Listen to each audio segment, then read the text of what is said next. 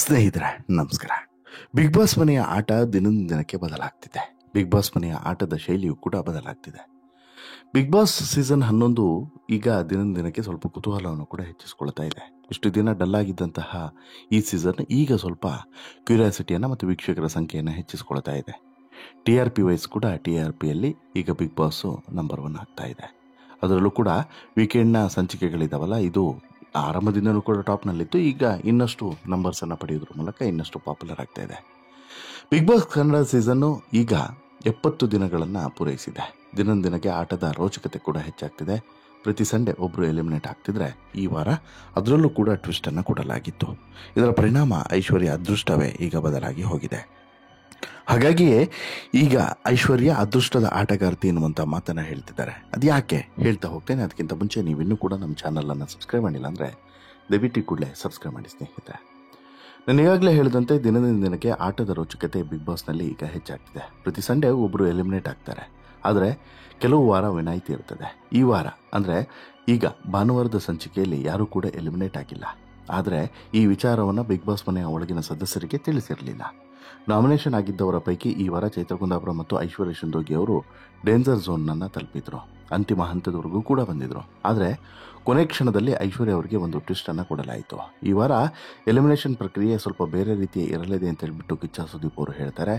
Danger ಝೋನ್ನಲ್ಲಿರುವಂಥ Chaitra Kundapura ಅವರು conference ರೂಮ್ಗೆ ಬರಬೇಕು, ಐಶ್ವರ್ಯ ಶಿಂದೋಗಿ ಅವರು ಆಕ್ಟಿವಿಟಿ ಏರಿಯಾಗೆ ಬರಬೇಕು ಅಂತ ಹೇಳಿ ಆದೇಶವನ್ನು ಕೊಡ್ತಾರೆ. ಟೆನ್ಷನ್ ಮಾಡಿಕೊಂಡಂಥ ಐಶ್ವರ್ಯ ಅವರು ಆಕ್ಟಿವಿಟಿ ಏರಿಯಾದಲ್ಲಿ ಬಂದು ನಿಂತುಕೊಳ್ತಾರೆ. ಇನ್ನೇನು ತಾವು ಎಲಿಮಿನೇಟ್ ಆಗಬಹುದು ಅಂತೇಳಿ ಅಂದ್ಕೊಂಡಿದ್ದಂಥ ಐಶ್ವರ್ಯ ಅವರಿಗೆ ಕೊನೆ ಹಂತದಲ್ಲಿ ಸರ್ಪ್ರೈಸ್ ಸಿಕ್ಕಿತ್ತು.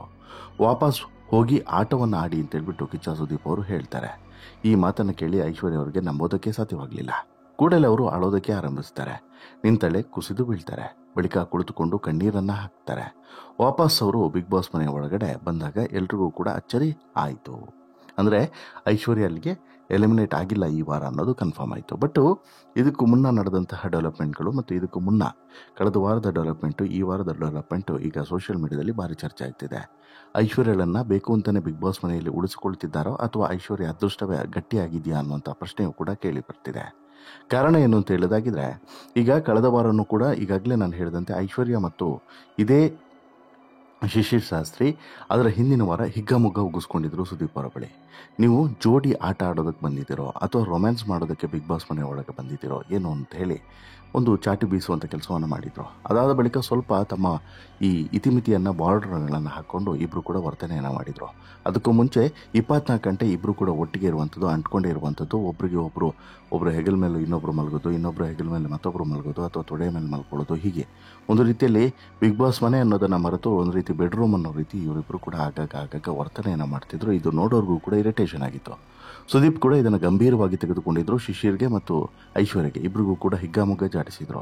ಅವತ್ತು ಮುಖ ಬಗ್ಗಿಸಿ ಕೂತವರು ನಂತರ ಮುಖ ಎತ್ತಿದ್ದು ಕಳೆದ ವಾರ ಹೊರಗಡೆ ಹೋಗುವಂತಹ ಅವಕಾಶ ತಪ್ಪಿ ಹೋದಾಗ. ಹೌದು, ಅದರ ಹಿಂದಿನ ವಾರವಷ್ಟೇ ಸುದೀಪ್ ವಾರ್ನಿಂಗನ್ನು ಕೊಟ್ಟಿದ್ರು. ನೀವು ಇದೇ ರೀತಿ ಆಡ್ತಿದ್ರೆ ನಿಮ್ಮಿಬ್ಬರಲ್ಲಿ ಯಾರಾದರೂ ಒಬ್ಬರು ಸದ್ಯದಲ್ಲೇ ಇಲ್ಲಿರುವಂಥ ರೆಡ್ ಲೈನಲ್ಲಿ ನನ್ನ ಎದುರುಗಡೆ ಅಂದರೆ ಎಲಿಮಿನೇಟ್ ಆಗಿ ನನ್ನ ಎದುರುಗಡೆ ಬಂದು ಕೂರೋದ್ರಲ್ಲಿ ಡೌಟೇ ಇಲ್ಲ ಅಂತ ಹೇಳ್ಬಿಟ್ಟು ಒಂದು ಮಾತನ್ನು ಹೇಳಿದರು. ಅದಕ್ಕೆ ಪೂರಕವಾಗಿ ನೆಕ್ಸ್ಟ್ ವೀಕ್ನಲ್ಲೇ ಅದು ನಡೆದು ಹೋಗಾಗಿತ್ತು. ಶಿಶಿರ್ ಮತ್ತು ಇದೇ ಐಶ್ವರ್ಯ ಶಿಂದೋಗಿಯವರು ಕೊನೆ ಹಂತಕ್ಕೆ ಇದೇ ಡೇಂಜರ್ ಝೋನ್ ಹಂತಕ್ಕೆ ಬಂದು ನಿಂತು ಬಿಡ್ತಾರೆ ಕಳೆದ ವಾರ. ಆದರೆ ಇನ್ನೇನು ಇಬ್ಬರಲ್ಲಿ ಯಾರಾದರೂ ಒಬ್ಬರು ಹೊರಗಡೆ ಹೋಗ್ತಾರೆ ಅಂತ ಹೇಳಿ ಘೋಷಣೆಯನ್ನು ಮಾಡಬೇಕು ಅಷ್ಟೊತ್ತಿಗೆ ಶೋಭಾ ಶೆಟ್ಟಿ ಹೊಸ ಡ್ರಾಮಾವನ್ನು ಕ್ರಿಯೇಟ್ ಮಾಡಿದ್ರು. ನಾನು ಬಿಗ್ ಬಾಸ್ ಮನೆಯಲ್ಲಿ ಇರೋದಿಲ್ಲ, ನಾನು ಹೋಗ್ತೀನಿ, ನನ್ನನ್ನು ಕಳಿಸ್ಕೊಡಿ ಅಂತ ಹೇಳ್ಬಿಟ್ಟು ನಾಟಕವನ್ನು ಶುರು ಮಾಡಿದ್ರು. ಹತ್ತು ಕರೆದು ಡ್ರಾಮಾವನ್ನು ಕ್ರಿಯೇಟ್ ಮಾಡಿದ್ರು. ಸುದೀಪ್ ಅವರು ಅದಕ್ಕಿಂತ ಮುಂಚೆ ಸುಮಾರು ಒಂದು 2 ಗಂಟೆಗಳ ಕಾಲ ಸಮಾಧಾನ ಮಾಡಿದ್ರು. ಅದನ್ನು ಮೀರಿ ನಂತರ ಮತ್ತೆ ಅದೇ ಮಾತುಗಳನ್ನು ಹೇಳಿದ್ರಿಂದ ಸುದೀಪ್ ಅವರ ಪಿತ್ತ ನೆತ್ತಿಗೆರೆತು ಹೋಗಿ ನಡೀರಿ ಅಂತ ಹೇಳ್ಬಿಟ್ಟು ಹೇಳಿ ಅವತ್ತಿನ ಸಂಚಿಕೆಯನ್ನು ಅಲ್ಲಿಗೆ ಎಂಡ್ ಮಾಡಿ ಸುದೀಪ್ ಹೊರಟೋಗ್ತಾರೆ. ಅಲ್ಲಿಗೆ ದೊಡ್ಡದೊಂದು ಬದಲಾವಣೆಯ ನಿರೀಕ್ಷೆಯಲ್ಲಿದ್ದಂತಹ ಬಿಗ್ ಬಾಸ್ ಮನೆಯಲ್ಲಿ ಮತ್ತೆ ಅದೇ ರಾಗ ಅದೇ ಹಾಡು ಅನ್ನೋ ರೀತಿಯಲ್ಲಿ ಆಯಿತು. ವೈಲ್ಡ್ ಕಾರ್ಡ್ ಮೂಲಕ ಎಂಟ್ರಿಯನ್ನು ಕೊಟ್ಟಿದ್ದಂಥ ಶೋಭಾ ಶೆಟ್ಟಿ ಬಿಗ್ ಬಾಸ್ ಮನೆಯಿಂದ ಹೊರಗಡೆ ಹೋದರೆ ಇದೇ ಬಿಗ್ ಬಾಸ್ ಮನೆಯಲ್ಲಿ ರೊಮ್ಯಾನ್ಸನ್ನು ಮಾಡ್ತಿದ್ದಂಥ ಜೋಡಿ ಹಕ್ಕಿಗಳು ಉಳಿದುಕೊಂಡು ಇದೆ ಐಶ್ವರ್ಯ ಮತ್ತು ಈ ಶಿಶಿರ್ ಶಾಸ್ತ್ರಿ. ಯಾವಾಗ ಉಳಿದುಕೊಂಡ್ರೋ ಕಳೆದ ವಾರ ಆ ಎಲಿಮಿನೇಷನ್ನಿಂದ ಉಳಿದುಕೊಂಡ ನಂತರ ಭಾರಿ ಚರ್ಚೆಯೂ ಕೂಡ ಆಯಿತು. ಶಿಶಿರ್ಗೆ ಒಂದು ಅವನ್ನ ಉಳಿಸ್ಬೇಕು ಅನ್ನೋಂಥ ಕಾರಣಕ್ಕೋಸ್ಕರನೇ ಶೋಭಾ ಶೆಟ್ಟಿಯನ್ನು ಹೊರಗಡೆ ಕಳಿಸುವ ರೀತಿ ಡ್ರಾಮಾವನ್ನು ಮಾಡಿದ್ರು ಅನ್ನೋಂಥ ಅನುಮಾನವೂ ಕೂಡ ಬಂತು. ಸೋಷಿಯಲ್ ಮೀಡಿಯಾದಲ್ಲೂ ಕೂಡ ಹೀಗೆ ಚರ್ಚೆ ಆಯಿತು. ತ್ರಿವಿಕ್ರಮ್ ಇದೇ ಅನುಮಾನವನ್ನು ವ್ಯಕ್ತಪಡಿಸಿದ ಕಾರಣಕ್ಕೋಸ್ಕರ ಈ ವಾರ ತ್ರಿವಿಕ್ರಮ್ ಅವರಿಗೆ ಹಿಗ್ಗಾಮುಗ್ಗ ಜಾಡಿಸಿದ್ದು ಕೂಡ ಆಯಿತು. ಇಷ್ಟೆಲ್ಲ ಆದಮೇಲೆ ಅದೃಷ್ಟವಶಾತ್ ಈ ವಾರ ಶಿಶಿರ್ ಅವರು ನಾಮಿನೇಟ್ ಆಗಿರಲಿಲ್ಲ. ಹಾಗಾಗಿ ಕಳೆದ ವಾರದ ನಾಮಿನೇಷನ್ ಕಂಟಿನ್ಯೂ ಆಗುತ್ತೇನೋ ಅಂತೇಳಿ ಅಂದ್ಕೊಂಡಿದ್ರು. ಬಟ್ ವೋಟಿಂಗ್ ಲೈನ್ಗಳನ್ನು ಓಪನ್ ಮಾಡದೇ ಇರೋದ್ರಿಂದ ಸಾಕಷ್ಟು ಅನುಮಾನನೂ ಕೂಡ ಇತ್ತು ಈ ನಾಮಿನೇಷನ್ಗೆ ಸಂಬಂಧಪಟ್ಟಂತೆ. ಅದೇನೇ ಇದ್ರೂ ಕೂಡ ಅಂತಿಮವಾಗಿ ಐಶ್ವರ್ಯ ಮತ್ತು ಚೈತ್ರ ಕುಂದಾಪುರ ಅವರನ್ನ ಡೇಂಜರ್ ಝೋನ್ನ ಹಂತಕ್ಕೆ ಕರ್ಕೊಂಬರ್ತಾರೆ. ಅಂದರೆ ಇನ್ನೇನು ಎಂಡ್, ಇವರಿಬ್ಬರಲ್ಲಿ ಯಾರೋ ಒಬ್ಬರು ಹೋಗಬೇಕು ಅನ್ನೋಂಥ ಹಂತಕ್ಕೆ ಕರ್ಕೊಂಬಂದು ಅಲ್ಲಿ ಟ್ವಿಸ್ಟನ್ನು ಕೊಡುವಂಥ ಕೆಲಸವನ್ನು ಮಾಡ್ತಾರೆ ಸುದೀಪ್ ಅವರು. ಆಗ ಈ ಟ್ವಿಸ್ಟನ್ನು ನೋಡಿದಂಥ ಐಶ್ವರ್ಯ ಒಂದು ಕ್ಷಣ ಅವರೇ ಶಾಕ್ ಆಗಿಬಿಡ್ತಾರೆ. ಕನಸಿನಲ್ಲೂ ಕೂಡ ಆಕೆ ಊಹೆಯನ್ನು ಮಾಡಿರಲಿಲ್ಲ. ಯಾಕಂತ ಹೇಳಿದ್ರೆ ಕಳೆದ ವಾರನೂ ಕೂಡ ಸೇಫು, ಈ ವಾರನೂ ಕೂಡ ಸೇಫು ಅಂತ ಹೇಳಿದ್ರೆ ಎಂಥ ಅದೃಷ್ಟ ನಂದು ಅಂತ ಹೇಳ್ಬಿಟ್ಟು ಆಕೆಗೆ ಬಹುಶಃ ಒಂದು ಅಚ್ಚರಿಯಾಗಿರ್ತದೆ. ಚೈತ್ರ ಕುಂದಾಪುರ ಎಲಿಮಿನೇಟ್ ಆಗಿದ್ದಾರೆ ಅಂತ ಹೇಳ್ಬಿಟ್ಟು ಬಹುತೇಕರು ಭಾವಿಸ್ತಾರೆ. ಸದ್ಯಕ್ಕೆ ಅವರನ್ನು ಕನ್ಫೆಷನ್ ರೂಮ್ನಲ್ಲಿ ಇರಿಸಿ ಅವರನ್ನು ವಾಪಸ್ಸು ಬಿಗ್ ಬಾಸ್ ಮನೆ ಒಳಗಡೆ ಬಿಡಲಾಗಿದೆ. ಅಲ್ಲಿಗೆ ಈ ವಾರ ಯಾರೂ ಕೂಡ ಹೊರಗಡೆ ಹೋಗಿಲ್ಲ ಅನ್ನೋದು ಕ್ಲಿಯರ್ ಆಗಿದೆ. ಅಸಲಿ ವಿಚಾರ ಏನು ಅಂತ ಹೇಳಿದ್ರೆ ಈ ವಾರ ಎಲಿಮಿನೇಷನ್ನೇ ಇರಲಿಲ್ಲ, ವೋಟಿಂಗ್ ಲೈನನ್ನು ಓಪನ್ ಮಾಡಿರಲಿಲ್ಲ. ಜನರು ವೋಟ್ ಮಾಡಿದ್ದನ್ನು ಟಾಸ್ಕಿಗೆ ಮಾತ್ರ ತೆಗೆದುಕೊಳ್ತಾರೆ. ಹಾಗಾಗಿ ಚೈತ್ರ ಕೂಡ ವಾಪಸ್ ಮನೆ ಒಳಗಡೆ ಹೋಗಿದ್ದಾರೆ. ಆದರೆ ಈ ವಿಚಾರ ಸೋಮವಾರದ ಸಂಚಿಕೆಯಲ್ಲಿ ತೋರಿಸ್ತಾರೆ. ಸದ್ಯಕ್ಕೆ ಚೈತ್ರ ಅವರು ಕನ್ಫೆಷನ್ ರೂಮ್ನಲ್ಲಿ ಕುಳಿತು ಎಲ್ಲವನ್ನು ಕೂಡ ನೋಡಿದ್ರು. ಈ ಐಶ್ವರ್ಯ ವಾಪಸ್ ಬಂದು ಇದೇ ಚೈತ್ರ ಬಗ್ಗೆ ಸ್ವಲ್ಪ ಡ್ರಾಮಾವನ್ನು ಕೂಡ ಮಾಡಿದ್ರು. ಈ ಡ್ರಾಮಾ ಮಾಡೋದ್ರಲ್ಲಿ ಐಶ್ವರ್ಯ ಎತ್ತಿದ ಕೈ ಅಂತ ಹೇಳ್ಬಿಟ್ಟು ಎಲ್ರಿಗೂ ಕೂಡ ಗೊತ್ತಾಗಿದೆ. ಯಾಕಂತ ಹೇಳಿದ್ರೆ ಆಕೆ ಅದೇ ರೀತಿ ಮಾಡ್ಕೊಂಡು ಇಲ್ಲಿವರೆಗೆ ಬಂದಿದ್ದು. ಹತ್ತು ಕರೆದು ನಾಟಕವನ್ನು ಮಾಡಿಕೊಂಡು ಸಿಂಪತಿಯನ್ನು ಗಿಟ್ಟಿಸ್ಕೊಂಡು ಬಿಗ್ ಬಾಸ್ ಮನೆಯ ಒಳಗಡೆ ಹೆಚ್ಚು ದಿನ ಬದುಕೋಕೆ ಸಾಧ್ಯವಿಲ್ಲ ಅನ್ನೋದನ್ನು ಅರ್ಥಂತ ಐಶ್ವರ್ಯ ತನ್ನ ಐಟದ ಶೈಲಿಯನ್ನು ಕಳೆದ ವಾರ ಸ್ವಲ್ಪ ಬದಲಾಯಿಸಿಕೊಳ್ತಾರೆ.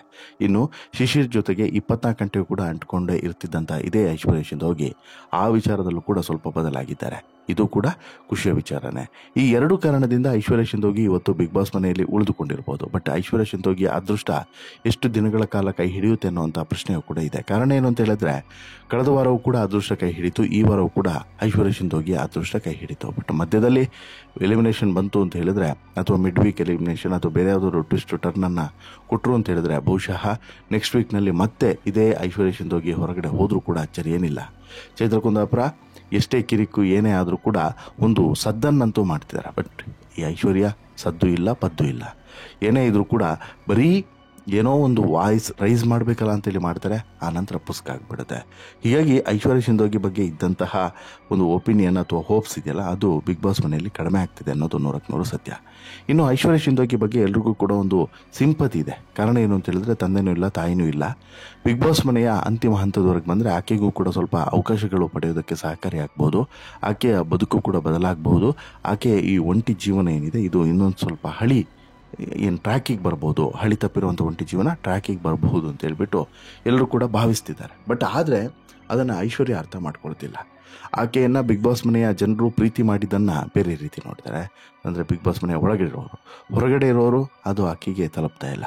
ಇದು ಬಹುಶಃ ಆಕೆಯ ಆಟಕ್ಕೆ ಎಲ್ಲೋ ಒಂದು ಕಡೆ ಅಡಚಣೆ ಆಗ್ತಿದೆ. ಮತ್ತು ಆಕೆಯು ಕೂಡ ಕೆಲವೊಂದಷ್ಟು ತಪ್ಪುಗಳನ್ನು ಮಾಡ್ತಿರುವಂಥದ್ದು ಅದು ಆಕೆ ಬದಲಾಯಿಸಿಕೊಂಡ್ರೆ ಮಾತ್ರ ಬಿಗ್ ಬಾಸ್ ಮನೆಯಲ್ಲಿ ಅನುಕೂಲಗಳು ಆಗಬಹುದು ಮತ್ತು ಆಕೆಯ ಬದುಕು ಕೂಡ ಬದಲಾಗಬಹುದು ಅನ್ನೋದು ಕೂಡ ವಾಸ್ತವ.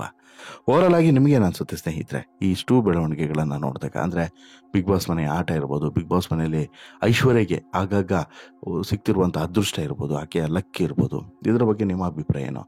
ಮತ್ತೆ ಮತ್ತೆ ಮತ್ತೆ ಮತ್ತೆ ಬಚಾವಾಗ್ತಿರುವಂಥ ಐಶ್ವರ್ಯ ಎಷ್ಟು ದಿನಗಳ ಕಾಲ ಉಳಿದು ಬಿಡ್ಬೋದು? ನಿಮ್ಮ ಅಭಿಪ್ರಾಯವನ್ನು ಕಮೆಂಟ್ ಮಾಡಿ ತಿಳಿಸಿ. ಜೊತೆಗೆ ಈ ಸ್ಟೋರಿ ಇಷ್ಟ ಆಯಿತು ಅಂತ ಹೇಳಿದ್ರೆ ಲೈಕ್ ಮಾಡಿ, ಶೇರ್ ಮಾಡಿ, ಚಾನಲ್ಗೆ ಸಬ್ಸ್ಕ್ರೈಬ್ ಆಗೋದನ್ನು ಮರಿಬೇಡಿ. ಧನ್ಯವಾದ.